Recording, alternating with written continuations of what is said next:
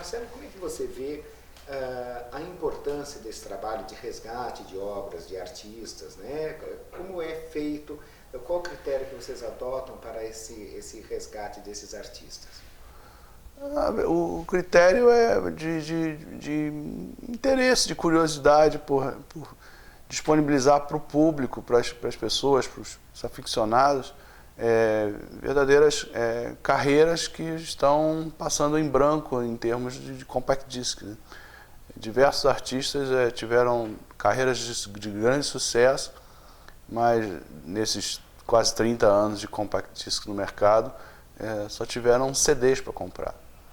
E é uma coisa que sempre me incomodou muito, ver que diversos artistas, para ouvir, você teria que buscar os discos de vinil e tudo mais. Isso foi ficando cada vez mais obsoleto, hoje talvez nem tanto, que está vindo um resgate, mas os discos são muito raros, você conseguir certos discos em ótimo estado é quase impossível, então você fica com a limitação de ter verdadeiras obras-primas, capítulos importantes da música brasileira na mão de pouquíssimas pessoas. E Marcelo, esse trabalho todo, dessa garimpagem toda que é feito, isso é você que organiza todo esse trabalho? Todo esse trabalho que eu faço, eu mesmo organizo, sim. Tá, então, quer dizer, mas tem outras pessoas que fazem, né, enfim. E aí recupera tudo e fazem uma remasterização. A gente tenta buscar as fitas originais, né, nos arquivos das gravadoras. Quando não existem, e existem casos de que realmente as fitas se perderam, apodreceram, a gente é forçado a buscar vinis, né, os discos com fãs, com colecionadores, e 3 ou 4 opções para você encontrar a melhor fonte para cada uma das faixas, para você ter um CD o mais fiel possível. Trabalho de resgate, você tem que trabalhar com o que você consegue, né? E como foi que você chegou a Celi Campelo? Pela importância dela na música brasileira, como é que você vê o porquê do projeto Celi Campelo? Bom, eu fiz um livro sobre Jovem Guarda em 2000, e é um assunto que eu sempre tive curiosidade por decorrência de minha paixão pelos Beatles, e acabei vendo a repercussão deles no Brasil. Quer dizer, eu cresci desde pequeno ouvindo Beatles, ouvindo Jovem Guarda, ouvindo Gilberto Gil. Eu tive os 10 discos os 10 principais discos que eu tinha em casa na minha infância, envolviam tropicalismo, Beatles, Jovem Guarda. Então isso foi o que me norteou, e o meu interesse por música veio aí, né, de comprar discos, de colecionar e de pesquisar, e através dessa paixão pelos Beatles, que é uma coisa de adolescência e que perdura até hoje,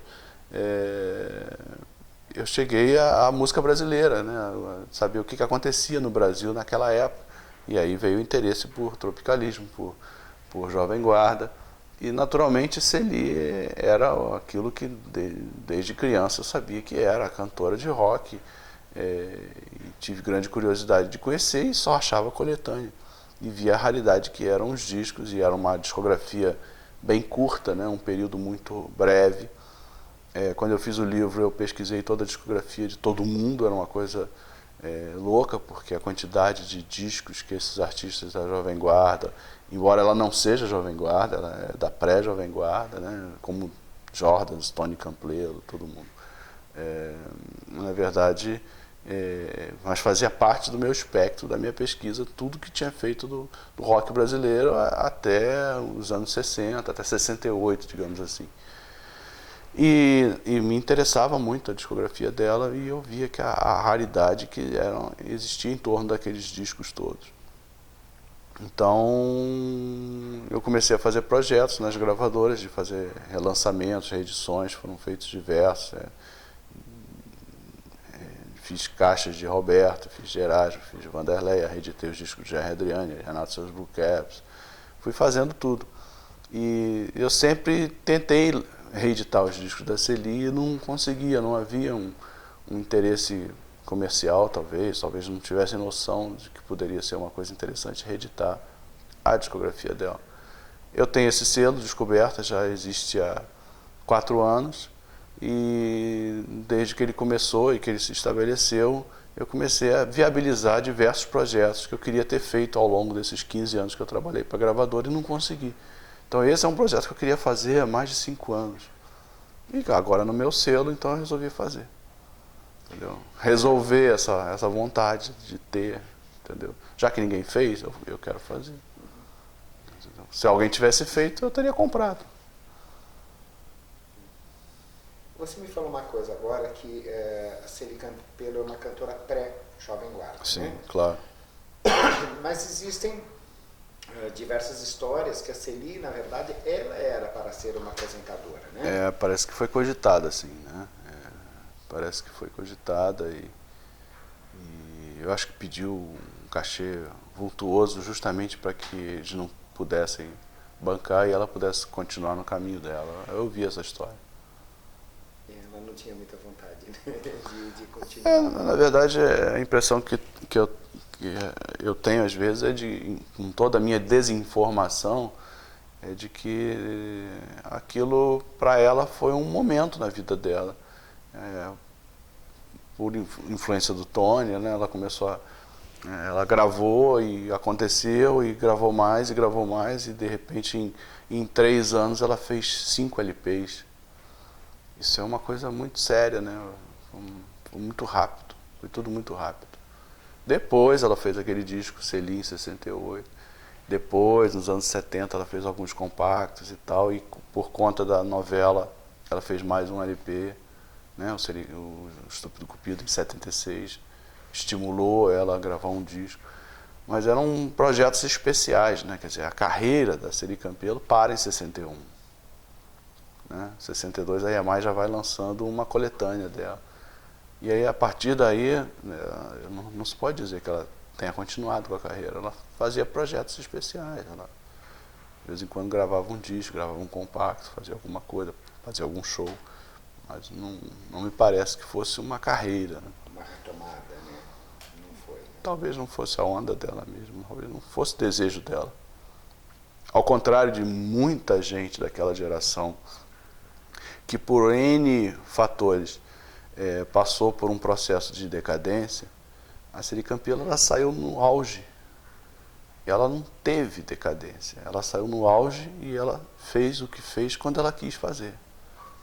Então, faz parte do mito, né, da lenda dela ter saído por cima, e sempre que fez alguma coisa, fez porque quis, e fez com toda elegância e sem comprometimento nenhum.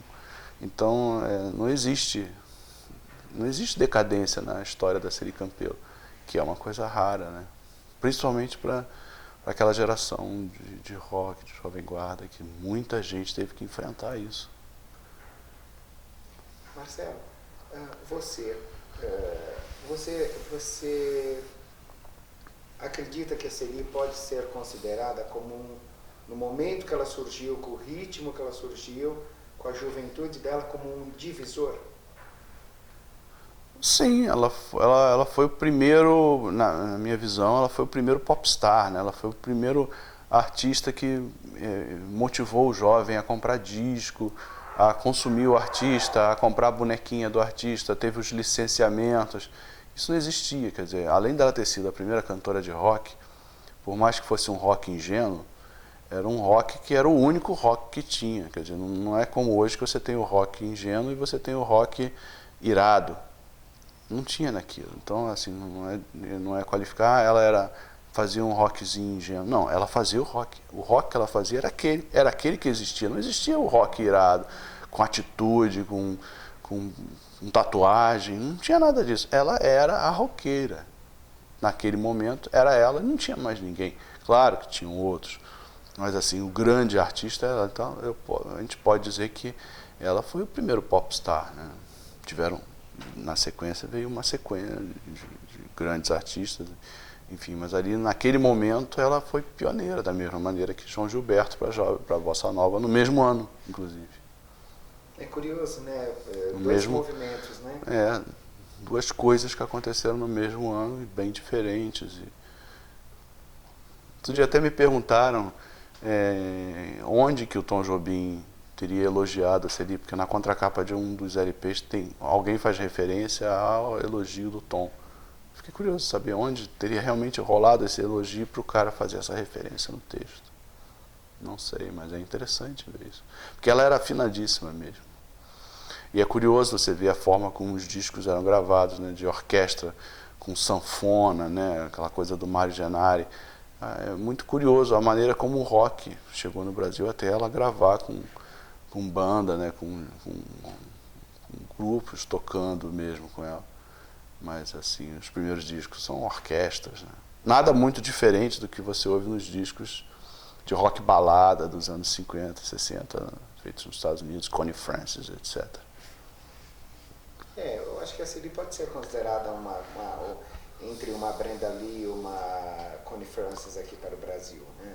Pode ser, mas eles lá tinham muito mais, né? Eles tinham Elvis, não tinham Elvis antes da Connie Francis.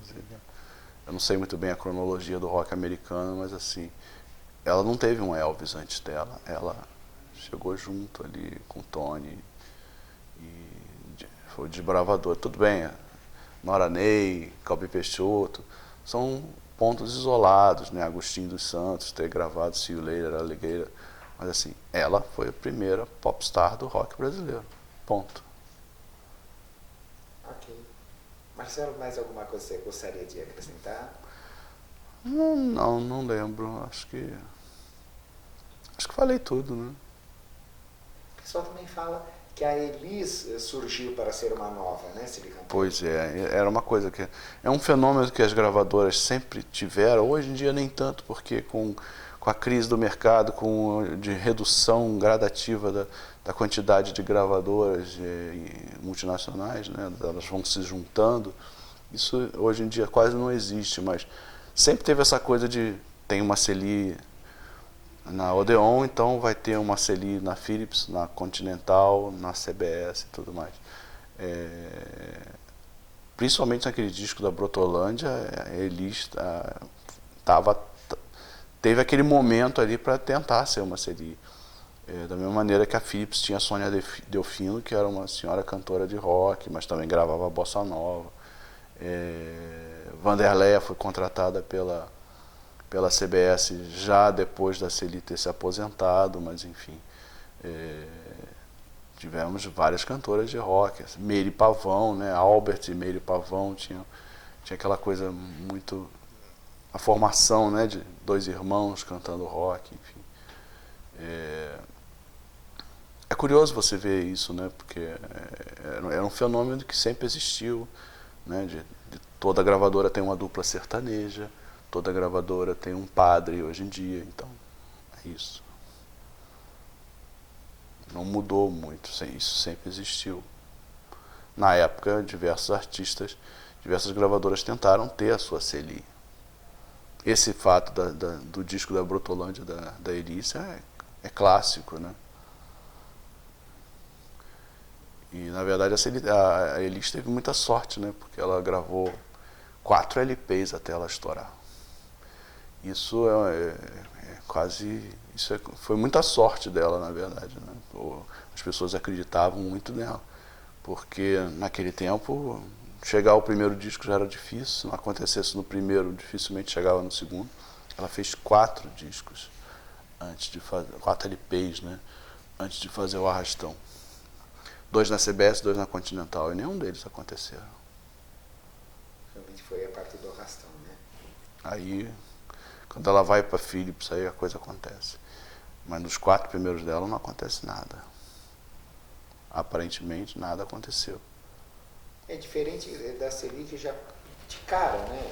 Ela já saiu com o disco já saiu com ela estourada, que ela estourou no 78. Então, quando o LP Estúpido Cupido saiu, né, que ia ter um outro título, né, que está no rótulo do disco, né? Come Rock With Me, né? Interessante que a Celi teve, né, a gente pode considerar até como sorte, né, porque o Estúpido Cupido até hoje, em Banho de Lua, se toca em bailes de formatura, não existe um baile sem Estúpido Cupido. Exatamente. Né? Naquele revival do rock dos anos 50, 60. Que vai e vem, sempre tem. Né? Ela teve sorte, né? Acho que ela fez o que ela quis, né, como você falou. Ela saiu porque ela quis, e eu acho que o grande o grande elemento na história do mito dela é não haver decadência, não houve decadência, ela saiu por cima. Por razões particulares, né, por causa de ter casado e tudo mais, mas ela saiu por cima, enfim.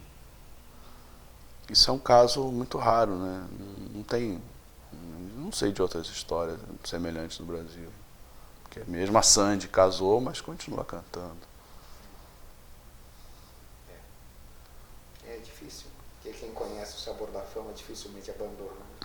É. Então fica ali, né, insistindo. E ela foi muito, né? Foi muito rápido, tudo dela foi muito rápido e de grande proporção, né? É verdade.